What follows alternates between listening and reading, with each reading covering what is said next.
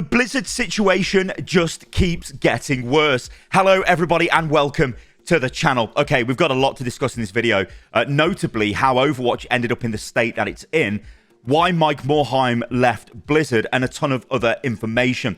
Now, we're going to be taking a look at an article that Jason Schreier has dropped over on Bloomberg to promote his new book about the downfall of Blizzard Entertainment and its absorption into Activision. However, there are elements of this which I can kind of, well, you have to take my word for it because I'm not going to give away sources, but I can kind of say, yeah, that is how that went down. There is also a bit of information on sort of the direction the studio was going in, but I think the sad reality of all of this is, and we keep coming back to this, is Blizzard made billions of dollars without hyper monetization. It made those billions of dollars based off a stat which the finance bros could not understand. That is the goodwill of your effing player base. If you have an amazing image, remember Blizzard pre-2018, let's say, they were immaculate in a lot of areas. Okay, well, maybe in 2018, things were starting to get bad, 2017 potentially. But even let's go further back, let's say 2016 and before, they were seen as the darling of the video game industry. It's where all the best developers wanted to work. It's where all the best games were being made. It's where developers could go and live the dream. You know, people wanted to work there at Blizzard. The problem is things were starting to shift away from this idea of creating games for them to be art, for games to be there for players to enjoy, to delight players, for games to push the boundaries, for games to innovate. You see, because when it becomes more profitable to just do a fucking recolor of a skin, the finance bros are like, let's just do skin recolors. You can see this is extremely evident right now in Overwatch. The game is completely proliferated, I should say, with these types of monetization practices, which, you know, on a balance sheet look great because you can go, hey, we spent X amount of time, which would be very low because we changed the color of a skin and then we uploaded it and it made X amount of dollars. Wow, this is a great return. Let's keep doing it. Forget making actual good updates to said games. That is the problem with the monetization system in games right now. Especially Blizzard games, especially Overwatch 2. Yeah, it's not great. So, you know, when you look at these systems and you see they're all based on FOMO, you see they're all based on, you know, it's fake FOMO as well, which is the laughable thing. Overwatch will sell you a skin. Hey, you best buy this skin right now. It won't be coming back. It's a Le Seraphim K-pop skin. It's definitely not coming back. Certainly, obviously, never coming back. Oh, wait, it came back 6 months later. That's Blizzard's MMO. No, that's Warcraft. Blizzard's MO. That's what I want to say. Holy shit. All right, let's get stuck into this because there's a lot to cover in this video. And it's just sad. It's just sad because you have to remember as well, guys, the whole thing with Bobby Kotick, the whole thing with Blizzard, it's a different Blizzard now. It is inside of Microsoft. But Microsoft bought the Bobby Kotick version of Blizzard. And we've already seen Microsoft have let go 2,800 members of staff from Blizzard, which is frigging crazy. But yeah, let's break all of this down. Oh dear. So this is the article in question that Jason Schreier has dropped. And it's kind of like, it's little bits from his book or a chapter in his book to promote his book because you'll get the full story. But as I say, I think I can add quite a bit to this as we go through it. So yeah, it's just inside Activision and Blizzard's corporate Warcraft. A very catchy title, very clever title. And it's all about Mike Morhaime and Bobby Kotick, how they're basically two different people. So, in fact, I'll just move this over here. You can see a nice bit of artwork here. You've got the Bobby Kotick on the left with all the money, and you've got Mike Morhaime on the right, and he's all about the games. And there is, like, actually an interesting quote here, which basically says, hey, Mike Morhaime was, he was the gamer guy. You know, he was the guy that had World of Warcraft insignia in his kitchen, like, you know, in the tiles in his kitchen. Bobby Kotick was the guy who was going to all these crazy parties and spending crazy amounts of money on art collections. They were completely different people. And, you know, I do have to say, people I've met at Blizzard, the majority of them, the older Blizzard people, were definitely like that. They were not people who were like these crazed party animals. You know, I know obviously Blizzard had its problems, but like a lot of the people that were in charge of the major games didn't seem to be like that, especially the people that I'd met in length, people like Jeff Kaplan. They were definitely not like that. In fact, Jeff would actively just not even go to any of these events. He wasn't interested. He was just there to make a good game, and that was it. He went home and carried on with his day, you know, which arguably is how it should be done. Anyway, let's go through this. So Bobby Kotick and Mike Morhaime couldn't have been more opposite if they'd been grown in a laboratory. Perhaps the only things that they had in common was they both ran video game companies and they were both very rich as a result. I mean, you've got to remember, Mike Morhaime is also a billionaire, same as Bobby. So it's not like this is a guy who didn't do well from this, and obviously he was money orientated because, well, he generated a lot of money. Before he became the charming and boisterous chief executive officer at Activision, which produced the war shooter franchise Call of Duty, Kotick skipped classes so he could focus on money-making endeavors and eventually dropped out of college. Morhaime, who co-founded and ran Blizzard Entertainment, was the nerdy, introverted student who sat in the front row and cracked open VCRs after school for fun. When they were fully grown, Kotick went to celebrity parties in the Hamptons. Meanwhile, Morhaime called up his programmers to ask about changes he'd noticed during late-night sessions playing StarCraft 2. Kotick maintained a private art collection with millions of dollars. Morheime's house tiles were inscribed with insignias from World of Warcraft, so it kind of tells you all you need to know. But I mean, I've never. So I met Mike Morhaime, but briefly for about 10 seconds, if that. It was in a VIP area at the end of the Overwatch League finals. He just said hello to me. I said hello to him. He actually went, "I like your videos." I said, "Cheers, Mike." That was it. That was literally the conversation I had with him. But as we'll see, the Overwatch League was a bit of a disgrace. We know it was a disgrace, but the details of it again are friggin' mental. Oh dear, oh dear. I've never met Bobby Kotick. I did see Bobby Kotick taking a selfie with what's his DJ Khalid, which is what the fuck. Anyway, for many years, the two formed an unlikely yet harmonious pair. In 2007, Activision merged with Blizzard's parent company, Vivendi Games, to create Activision Blizzard Inc. It was the perfect partnership. Activision was the leader on consoles, while Blizzard dominated on computers or PCs. The combined entity would become the most valuable dedicated video game company on Earth, with a future market capitalization of $74 billion. And here's said book that's been widely promoted. Anyway, 6 years after the merger, the problem started in the spring of 2013.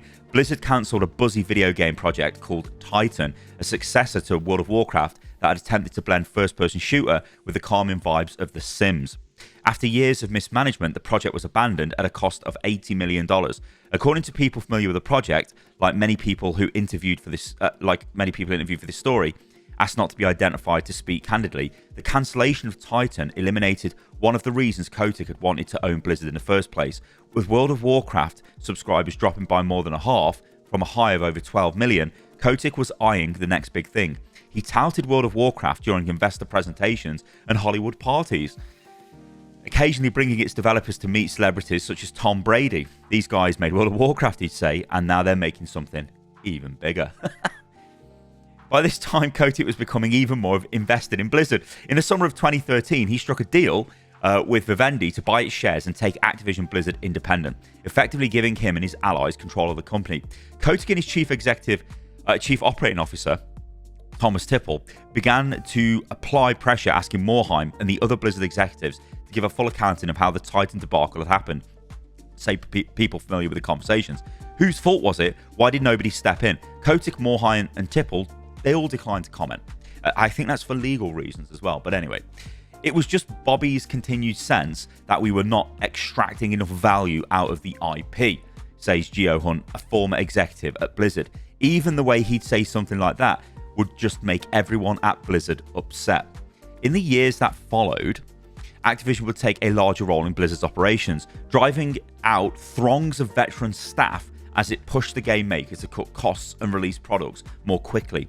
By 2021, Blizzard's once pristine reputation was tattered by mass layoffs, public relations disasters, a botched game release, and a staggering lawsuit from California accusing the parent company of systemic sexual misconduct and discrimination. Sensing an opportunity and perhaps a discount, Microsoft Corp struck a deal to buy the entirety of Activision Blizzard for $69 billion. Activision Blizzard reached a settlement with California for $54 million without admitting wrongdoing. And you've got to remember, the company was valued at basically $10 billion more than this. So in theory, this was a good deal for Microsoft if you wanted to buy this company. You know, you were getting a bit of a $10 billion sort of off deal. Anyway, although Kotick stepped down last December, the company is still reckoning with the impact of his reign and is falling out with Morhaime. Many of the details of these disagreements have never been previously reported. In some ways, a familiar story, the push and pull between business and creative interests, and what's lost on one side wins out. The result will have a lasting effect on one of the industry's most cherished studios and on the world's second most valuable company, which is still trying to figure out where its new acquisition fits into the portfolio of gaming businesses. Well, at the moment, it fits into just fire all the staff. That's where it fits in. Terrible. Anyway, Morhaime couldn't have known at the time, but the sinking of Titan would reshape the company he built and even tear him away from it. And here's Mike doing a bit of an interview at the NASDAQ. I think this was when the merger was announced between Activision and Blizzard. Obviously, NASDAQ being the site of the one of the US stock exchanges. So, Morhaime started Blizzard in 1991 with Alan Adham, his classmate at the University of California in LA. Before long, they turned it into the most beloved game franchise in Western Hemisphere. So yeah, sorry, I don't think you guys can see that. For the first 2 decades, every title they put out was a hit. Warcraft Orcs and Humans, released in 1994 for Microsoft DOS, asked players to inhabit a Tolkien-inspired world where they'd mine resources and build armies of archers, foot soldiers, and warlocks to destroy their opponent. 2 years later, Blizzard released Diablo, a medieval hack-and-slash action game where the boss was the devil. 2 years after that, StarCraft took the Warcraft formula and put a sci-fi spin on it, pitting advanced human civilizations against oversized bugs and other alien creatures. You know, at this point, we all know what the history of Blizzard is. It's kind of pointless going over that. But this is interesting here. So the key to Blizzard's success was a philosophy instilled since the early days to value players above profits and to give every game as much time as it needed. A lesson learned in 1996 when Diablo missed Christmas but still sold millions of copies, which was a big haul at the time. It'll be ready when it's ready, Blizzard employees like to say. And this, straight up, guys, is why Jeff Kaplan left Overwatch, right? And Blizzard. Jeff went on stage and said, this is what Overwatch 2 is going to be. This was at BlizzCon in 2019. And then Bobby Kotick and the C-suite go, no, it's not going to be that. Instead, it's going to be this, which is a free-to-play game with a lot of monetized aspects to said game. And we're going to be pushing heavily for that instead of pushing in the direction the developers wanted to go. Jeff couldn't live with that because he had literally just told the world what Overwatch 2 was going to be. He was not going to get back on a stage or make a little shitty video, you know, like some people at Blizzard have done recently going, well, we're sorry, guys. It didn't work out, so we're not doing it. We're going to do something else. Because that's not what he believed in. He believed in what Overwatch 2 was going to be. That's why he stepped away from the company. And I have got it on extremely good standing that Jeff was absolutely livid. And when you go back and you look at the post Jeff made when he left Blizzard, it was just a very quick post like, thanks, guys, I'm leaving, goodbye. It wasn't even capitalized. There was no punctuation or anything like that. It wasn't even looked at by, you know, any PR people, which I think was a message in and of itself. You know, it's like, this is not a message that's been washed by Activision Blizzard at the time. It is from me, and that's why he made the comment. Obviously from Jeff's perspective, and he walked out the door. But he was this close to going nuclear and just causing levels of damage that would be insane by just exposing what was going on with Overwatch's development. Anyway, that was a long time ago now, but that's why Jeff left. So when you see stories of people going, Jeff left because of this, because of that, it's not true. He simply left because what was the vision for Overwatch 2 that he promised the world, he was then told, we're not going to do that, we're going to do something else. He was not happy to do that. He wants to make a game for gamers. He doesn't want to be in charge of what is essentially a massive FOMO cosmetics production line. That is not game development. That is shit. So you can totally understand why he would step away. That's the story. That's the truth. Anyway, let's move on from this and let's go forward and take a look at what gets said in this article. So, in contrast, Kotick believed in games with what he called the potential to be exploited every year across every platform. And the floors of his company were littered with the corpses of franchises that had been completely dry. Been suckered as well, but they've been sucked completely dry. Among them were Guitar Hero, Tony Hawk's Pro Skater, and Skylanders, which paired physical toys with a video game in an especially lucrative combination. He was particularly excited about Titan, which Blizzard promised would be a blockbuster and worthy successor to the lucrative World of Warcraft. But Titan foundered for 7 years, dealing with technical challenges, shifting art direction, and an unclear vision from a mercurial director with too much on his plate. According to the people familiar with development in 2013, recognizing the lack of progress, Blizzard cancelled the project, later calling the decision excruciating. And I can tell you right now, this is not Jeff Kaplan. This is Rob Pardo. He was in charge of Titan. He actually is now, I believe he's in charge of Bonfire Studios. It's been there for a while. Yeah, so it wasn't Jeff. Jeff basically comes in and is the head of the team that uses the elements that they've got left from Titan to basically put together Overwatch, pitch it to Bobby Kotick. Bobby Kotick shits the bed quite literally when he sees the characters and says, holy shit, this game looks great, make it. And I'll also tell you this as well, guys. Bobby Kotick loved Overwatch. He fucking loved Overwatch. And it was for one very simple reason. He didn't care about the gameplay. What he loved was the heroes, right? And at this time, they knew skins and cosmetics were selling really well in Call of Duty. But the operators in Call of Duty were not exactly Overwatch heroes. People didn't have that same affinity, that same connection to them. Bobby looked at the Overwatch heroes and shit the bed because he thought, we can sell magnitudes of skins in this game and cosmetics. The problem was the Jeff Kaplan element and the rest of those developers on the original team were like, no, we're going to make games, not skin boxes. And that's the problem. And then we go throughout the years, and obviously Bobby comes to the whole thing of let's just charge outrageous amounts of money for Overwatch League because that's going to plug the gap because we're not getting the cosmetics. There's also an interesting tidbit that mythic skins in Overwatch, I think I've said this before, but I'll say it again just to be clear. But mythic skins in Overwatch were an idea that were touted years ago. Honestly, years and years ago, back before Overwatch 2 launched. And they were going to be $9.99. So obviously you had to buy the game at that time, and it had loot boxes in it. And then there was going to be a mythic skin that you could buy in the game. I think Diva was the first skin that they had. I think Genji possibly as well, but I think it was Diva that was the first one. But this got rejected. Now, I don't have the complete details as to why that got rejected, but I would assume it's because $9.99 wasn't enough and Bobby Kotick wanted more. So that idea got shelved. Of course, we now know the state of mythics in the game and the way that that's been developed and the way that's been pushed forward. It's quite clear that that is a lingering vision from the money people put in charge of the game, the product people that are in charge of the game, the people that just want to push that kind of stuff. So, yeah. That was the situation with that. But I thought that was kind of interesting because I think it was an attempt by the developers at the time to sort of keep Bobby quiet by giving him his paid for skin, but then also carrying on with development of the game. But of course, it didn't work.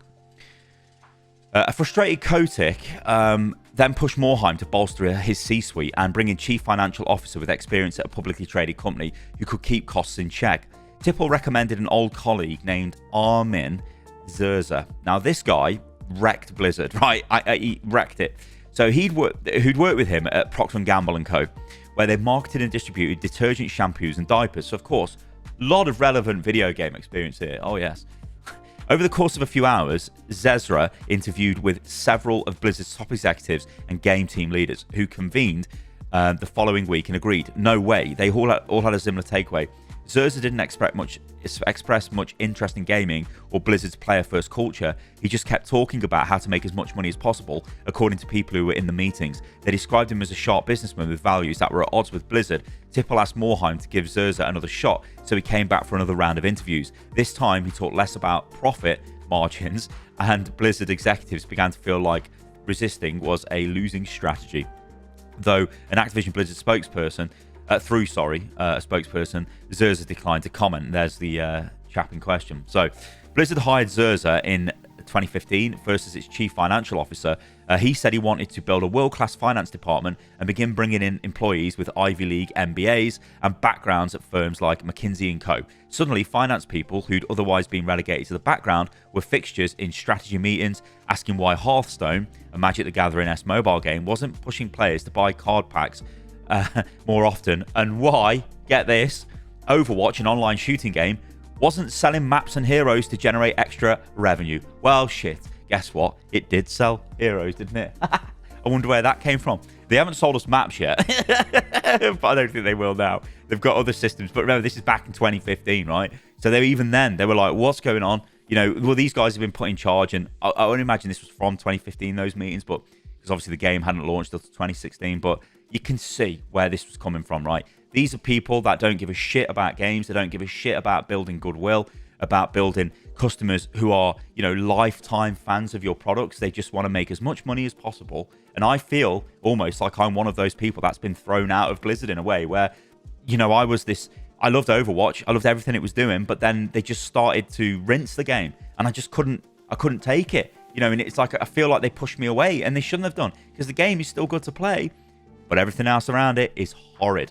Dear, oh dear. Anyway, the company was doing well. Its revenue was $2.4 billion in 2016, thanks to the continued success of World of Warcraft and runaway hit Overwatch. Still, Zezra seemed perplexed why Blizzard was maintaining expensive products with low profit margins, such as the annual BlizzCon event. Blizzard managers explained that having their own convention engendered loyalty from customers and employees. Zerza suggested they kill it, say people who attended those meetings. Now, I've been to BlizzCon like 3 times, and it was the first few I went to really did feel like a celebration of Blizzard. It wasn't like I thought BlizzCon was going to be a like a trade show almost, like Gamescom. You go there and there's just loads of games being showed off and there's things you can do. It wasn't. It was like you were in a massive family event. That's what it felt like. And this is because everybody had the commonality between everybody was you all played Blizzard games. Yeah, you all had your factions inside of Blizzard. You might have been an Overwatch player, a WoW player, or Diablo player, Hearthstone, whatever. But like, it felt like a family event, and the developers were also there as well, and they were not going around lording it up above people. They were in the crowds, they were talking to people. It was, it was a nice vibe they had going. But yeah, it was very expensive to run. It's being run in California, right? It's going to cost tons of money to make. The money men are like, but this doesn't make us money. What's this shit about? We should be spending this money on advertising, on God knows where. Oh dear, it's just horrid. Like, they just didn't get what Blizzard was about. I mean, obviously Blizzard's not about this anymore, and it never will be, but that's just the way it is. Before Zezra, the company was run by Blizzard lifers and video game enthusiasts, but the CFO brought a completely different mindset. He frequently drew comparisons to his 2 decades developing brands such as Crest, Huggies, and Ivory. Very relevant in the video game industry, I'd say that. For example, asking why Blizzard couldn't just speed up development of a game by opening a new office, oh dear, as he'd done to ship soap quickly in Brazil. Blizzard employees recall scoffing behind his back at the seeming inability to understand the video game industry, pointing out that no one would fly thousands of miles to attend a shampoo convention or meet their best friend through a shared love of favourite toothpaste. In the coming years, Zezra gained more power. Staff began to see him as an avatar for Kotick, there to serve the CEO's will, a reasonable, if not totally accurate characterization. Occasionally, Zezra would disagree with Kotick and push back against budget cuts, according to people who were in meetings with them both. All right, so whatever. It just seems to be a requirement to work in the video game industry as an executive. You just need to have literally no pissing idea how games are made. You don't even play games yourself. You're just a twat. It's unbelievable. It's crazy, ain't it? What is going on?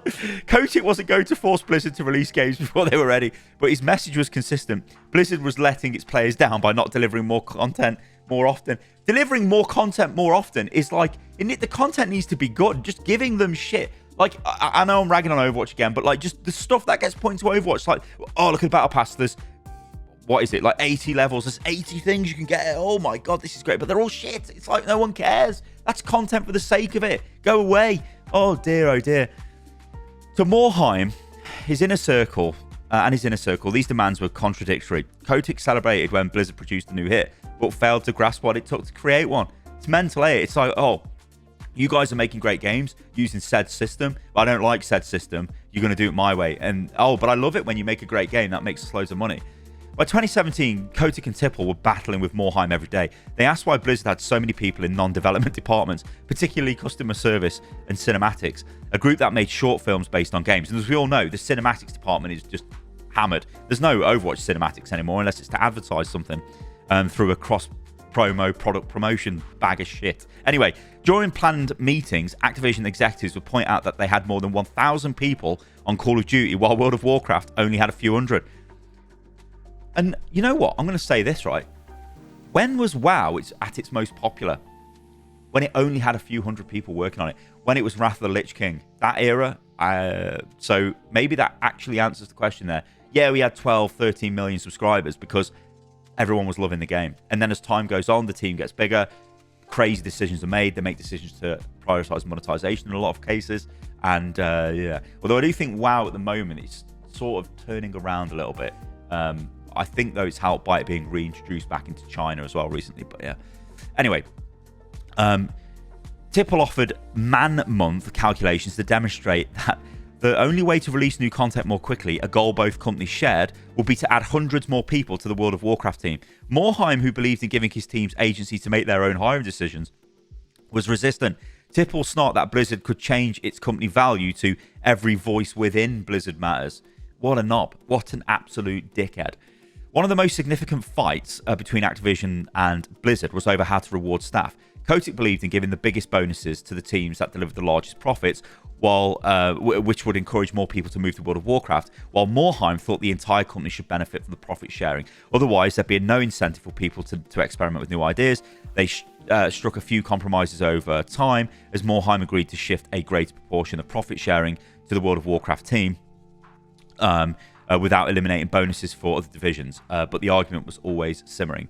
So this actually, at the moment, this is changing a little bit with the current Blizzard president. I think she's Johanna is basically changed this a little bit. I'm not sure it's back to how it was before, but you've got to think, right? If we're going to so this is widely reported, but Blizzard and the Overwatch team didn't get a bonus for last year's work because they didn't make enough money. So the other games, like Diablo came out, that made tons of money. Did that come out this year? No, it came out last year, didn't it? Surely. I'm losing my mind. Whenever Diablo 4 came out, made a ton of money, right? So Blizzard would have made, as a company, they made profit.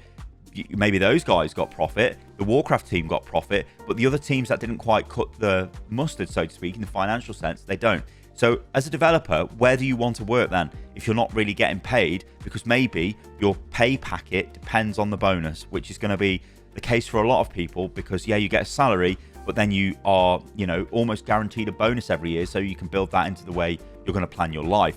If Activision just go, actually, no, we're not going to give you profit sharing because the product you're working on isn't doing as well, you can understand from a money perspective because they're just looking at it going, this department isn't working as well. They need to book up their ideas, sort themselves out, then they'll get the profit sharing. The problem is the developers just go, well, why don't I just work on World of Warcraft? And at the time, you could move around quite easily inside Blizzard. So it's like, it's actually insane. The profit sharing should have been company-wide. And I think when I look at the gaming industry now, there are... You see innovation in small teams. I'm not talking straight up indie devs like the one-man dev team, the one-person dev team, the 2 people, 3 people, whatever. I'm talking the smaller teams. If you go around and look at gaming at the moment, you look at the likes of, I think Frostpunk 2 is a decent example. Look at what that game is. That wouldn't come from a big studio because it's not going to generate enough money. It doesn't have the systems that they require. So there's no innovation. There's no pushing forward at these big studios. One argument I've always had is why can't a big studio like Blizzard, and I know Blizzard did try to do this through their incubation projects that they had running, but why weren't they not making loads of smaller scale games, but to the Blizzard sort of quality level? It doesn't have to be this massive, super wide, ultra universe. It could just be these small experiences. And I never understood why a game like, again, using Overwatch, or even Warcraft is a good example of this. Why haven't there been tons of spin-offs for these games? Why isn't there like a strategy game version of Overwatch? Why isn't there like little small experiences people could have and stuff like that? Like, I'm sure Blizzard could have done that, but again, it's because you just recolor a fucking skin, it makes more money. That is the problem. That is actually the problem. And there's that famous thing, isn't it, from the ex-dev of the Celestial skin for World of Warcraft made more money than StarCraft 2 did completely. I mean, I'm sure the skin was just as difficult to produce. Oh dear. Anyway, let's move on. Oh dear, oh dear. So Kotick valued consistency, and Blizzard's belief in experimentation was at odds with that. Blizzard profits swung like a pendulum. So this again is like, yeah, you can see the profits are all over the shop. Activision don't want this. They want the profits to slowly go up like this because that's what a stock market wants, right? And Microsoft are the same. They want this to go up. They don't want it bouncing all over the shop like this was. So in 2017, it was swinging back. Again, by that point, Blizzard had nothing significant to reverse the momentum. By the end of that year, Zezra had been promoted to the chief operating officer, I believe that is, at Blizzard, and was overseeing many more departments, leading some long-time staff to begin accepting a dismal reality. Going to work every day was getting less fun. It really was. Kotick had always harboured a not-so-secret desire to expand his empire beyond game publishing. He established Activision Blizzard film and television studio in 2015, promising the Call of Duty cinematic universe, hiring Stacey Sher, the producer of Pulp Fiction, and Erin Brockovich, to help run it. Later, during a presentation to investors, he outlined plans for Activision to become more like Walt Disney Co. He spent $5.9 billion to acquire King, the makers of Candy Crush, and planned to go big on in-game advertising. He brought in former ESPN CEO Steve Bornstein to create an esports division that announced that Activision bought the assets of Major League Gaming Corp, a then leading US esports company, for $46 million to make the ESPN of esports.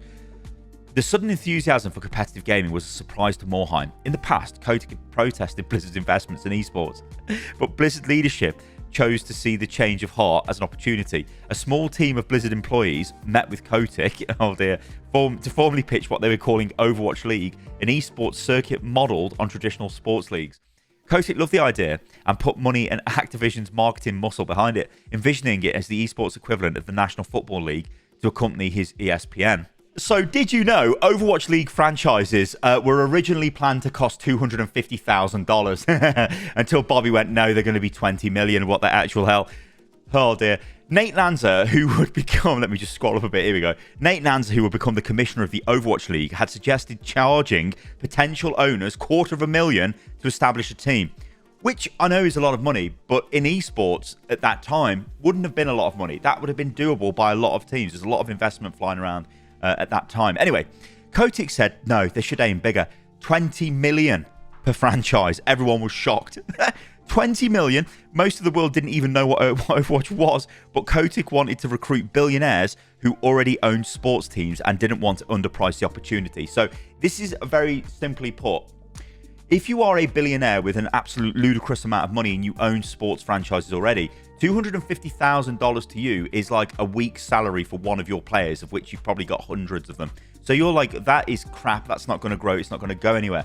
So if you say to these types, actually, no, it's 20 million for a team, they're like, oh, yeah, this could be spicy. 20 million is still change they find in the back of their sofas, these billionaires. So in a way, yeah, it's kind of clever of Bobby to understand that because he's a billionaire himself. What's 20 million between friends, right? Hey, who cares? And then next year it was, what's 40 million between friends?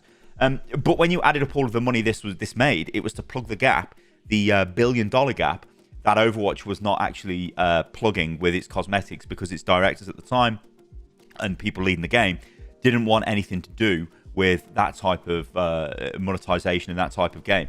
But obviously, as we now know, most of this got actually given back to the teams anyway, but the teams took losses, Blizzard took losses, everyone took losses as a result. But yeah, just crazy, isn't it? It's just crazy when you read it out loud. Over the next year, Activision Blizzard hired executives from the NFL and NBA to staff its esports division, largely overlooking the expertise within Blizzard's existing esports group. In 2017, Activision absorbed Blizzard's consumer products division, responsible for selling gear and striking deals with outside companies such as Lego. Kotick wanted to make hats, sweatshirts, and mugs based on the Overwatch League. We were hiring people left and right, says Matt Beecher, who was Blizzard's vice president of consumer products. It was just wild. The NFL of esports turned out to be more like the XFL. Activision shut down the Overwatch League in 2023, saying it had faced headwinds. We faced headwinds. Oh dear. But as the project, which was built around Blizzard's game, but overseen by Activision, was a harbinger of Kotick's new approach. He wanted control. In the spring of 2017, Tipple stepped down as Activision Blizzard's COO. Somehow, things got worse after that. Morhaime and his circle discovered that Tipple had sometimes served as a counterweight to Kotick and had been willing to check some of the CEO's worst impulses. His successor, I think that's Cody, isn't it? I don't want to say Cody. Cody Johnson, I'll just go with Cody, went from being Kotick's cordial and seemingly reasonable chief of staff to another potential roadblock.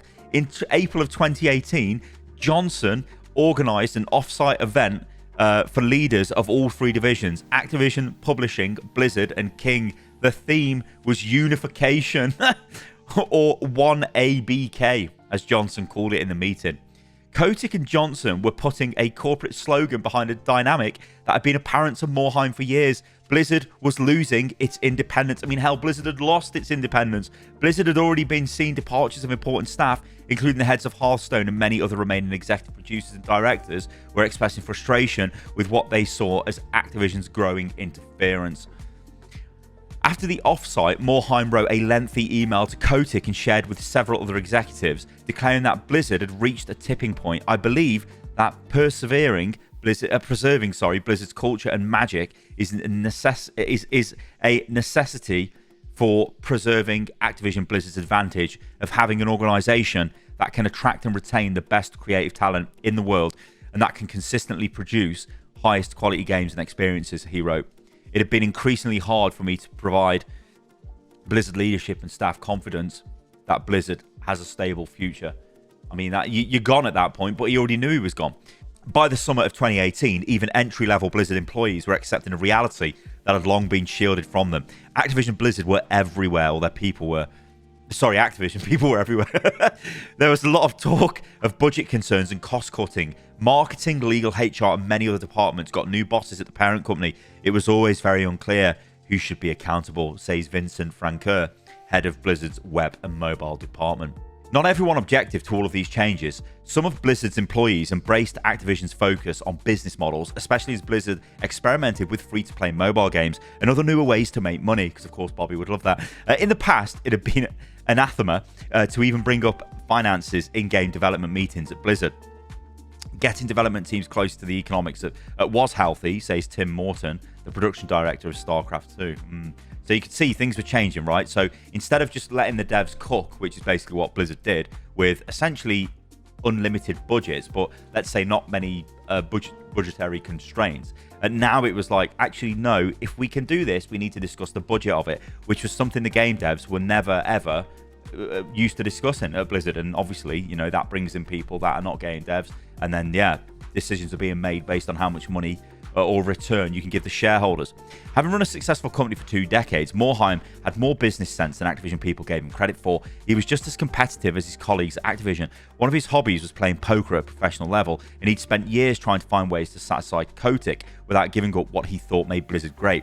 He was a profit-motivated guy like everybody else, says Hunt, the former executive who was Morhaime's chief of staff for about 2 years. The difference is he wasn't profit-motivated first guy, which is true. He wasn't. Profits, you had to obviously make profits to make games, but that was not the first concern. It wasn't like, yes, if we make this thing, how much money will we make? It was like, if we make this thing, will the gamers like it? If the gamers like it, then we make money. That's the way they worked. That philosophy made him vulnerable. Those who sympathised with Kotick's perspective pointed out that in 2018, Blizzard generated less profit than King or Activision Publishing while employing more people. On top of that, there weren't any big games in the immediate pipeline. StarCraft and Heroes of the Storm were both struggling to generate much revenue. New Diablo and Overwatch games were still years away, and other incubation projects were too early to count on. People around Morhaime worried that his fights with Activision were taking a toll. He'd already submitted a resignation letter in 2017, but Kotick and Blizzard colleagues close to Morhaime had persuaded him to walk it back. So he was already out the door and then decided to walk it back. In the spring of 2018, after the 1 ABK offsite, Morhaime realised he'd lost and began to quietly talk with other Blizzard executives about a succession plan. So he knew it was all over at that point, and that was it. It couldn't be fixed. It had to go, and it's sad, really, but that's just the way this went.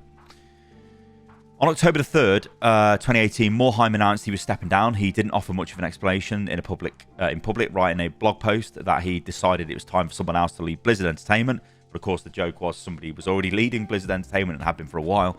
But those who worked closely with him knew why he'd left. He was tired of fighting Kotick.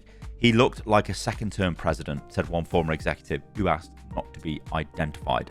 Blizzard's staff were devastated, or was devastated.